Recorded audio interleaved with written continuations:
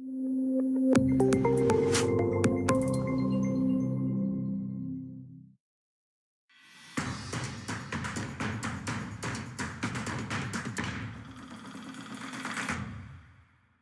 hi, this is Robert Stephen Kramarz, founder of Intelliversity, and this is the Vision Master podcast.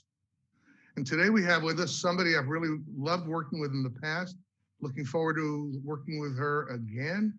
This is Dr. Stephie Althaus. Stephie, how are you today? Fabulous. Thank you for having me on, Rob. It'll be a lot of fun. Stephie, before we go any further, what are you a doctor of? Chemistry. Okay. But really, I've worked in chemistry and physics and lots of adjoining areas, including engineering and so forth. And then from there, slithered right into business. So what in the business world, what is the most recent news from in your career? Well, most recently, I have become part of the advising team to a venture capital firm. And there I'm in, the initial conversation was about vetting companies, and that is definitely very important to what I do. But it's not stopping there. I'm acting as thinking partner to the founder, and I'm going to be acting as a thinking partner to the CEOs and key staff of the portfolio companies we take on. And I'm involved in helping the scaling up of the companies as well. So what do you mean by thinking partner?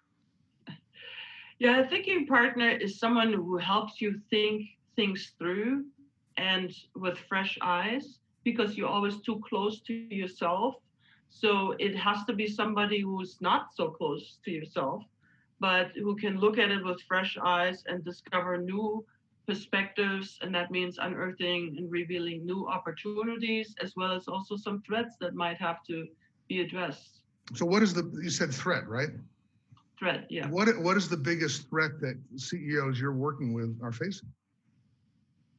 Well, there can be a number of them. I mean, a lot of times CEOs or visionaries will try to do everything themselves, and they will have way too many hats on, and they have a really hard time to ever get out of that. So that's definitely one of them. Sometimes you're stuck in a belief system where you just believe that something is so until someone comes along and says, well, so why? And so then now they have to explain it, and then eventually they discover, wait, maybe it doesn't have to be the way I thought. So in terms of scaling up a company, how does this bring value to the CEO? Well, we have created a process. I have created a process called Brilliance Extraction. And basically this is how it works. It's innovators, visionaries, they carry a lot of vision and expertise and knowledge in their head, but it's hard for other people to get at that knowledge. And so what we do is we figure out what of that knowledge is the most important to extract right now. We extract it. There's simple methods that don't actually take very much time, so it's not tying down the visionary for long at all.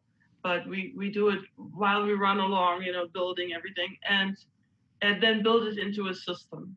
And then with the system, now you can train others and you can actually scale up effectively. And it also gets the visionary out of the minutia that most frequently they hate. So a visionary who's learned really how to be a CEO, what do I call that? A visionary who has learned to be a CEO is a vision master. And then you have, of course, the execution master. So a lot of times, so the distinction, I'm sure your audience is familiar with it, but the vision master is responsible for the vision and the new innovation and also the face of it all, which is, you and I agree that that's typically should be the role of the CEO. And then You have the execution master, and that might be the president or the CEO, and frankly, the title doesn't matter so much. But that's the person who holds nuts and bolts together and is the conduit between the vision master and the rest of the team and makes sure that it actually happens. It's the glue that holds it all together. You know, we've agreed on this for so long that it's old for us, but it may not be old for the vision masters listening to this. Absolutely. Well, and there are many reasons why vision masters, CEOs think that. Initially, of course, it's also funding, and then sometimes it's a bit of ego. But when you park the ego on the side and actually get a bit of help that can help get funding that maybe you can't get without that help, and then the funding argument goes to the side. And when you see what the reward is of uncuffing yourself from what you already thought about and what you have in your head, what you in many cases have actually forgotten you have in your head. That's the evil thing. It's actually surprisingly hard. Many people think it's surprisingly hard to train other people in what you know so well, because you have even forgotten all the things it takes to do this thing that you think you're training someone else on. Because first, anyway, that's another story for another time. But there's so much that people forget they know that is not taken for granted by anybody else, and they need that knowledge, and we tickle even that knowledge out of them. So it's not because we build a flawless over time, we build a flawless system, and we test the system, and we improve the system. So could we actually create an AI version of the CEO Vision Master to actually run the company? Do you think there's a future in that? Sure. I mean, I think that is theoretically possible. Let me think about that. But yeah, I mean, as soon as you have the knowledge available, then yeah, I don't see why you could not put it into an AI system. I kind of exaggerate the present state of AI, but still, it's. Yeah, theoretically, it's possible. I know Elon Musk would love that. Just me and my machines, right? That would. But I think in this context now, since you brought up AI, which produces, I think, a lot of fear that experts could be replaced by AI, which is already happening in lots of areas. But let's just remember one thing, that maybe in the old days, the role of an expert was to be indispensable by holding back on expertise that they have already. And that's their value. I actually speak about this frequently. But in the new model of leveraging your expertise, your job is to make sure you stay relevant and come up with new things. But you can't come up with new things because you won't have time. Because you're wrapped up in this minutia to execute on things you already thought of.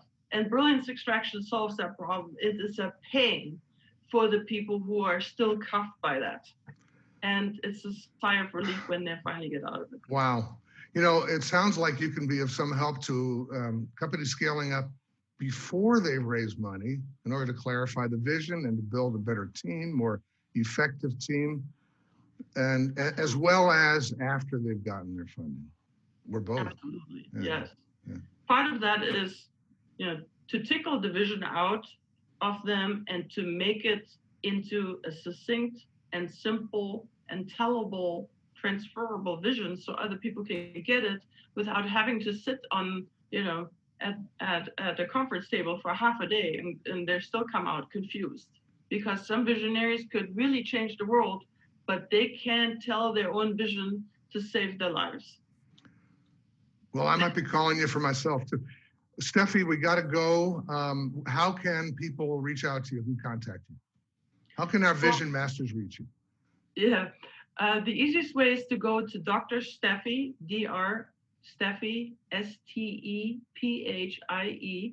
not Stephanie, the short and sassy version of Stephanie, Stephie.com. Or you can also call me, 760-707-9977. I always love to talk with people who do interesting things. We always chat and see what comes off it. So drstephie.com, and you'll get links there to the other sites that we have. Thank you, Stephie. I'm looking forward to working with you again in the near future. This is Robert Stephen Kramarz, founder of Intelliversity, on your Vision Master podcast. And that's the way it will be. Thank you, Stephie. Thank you.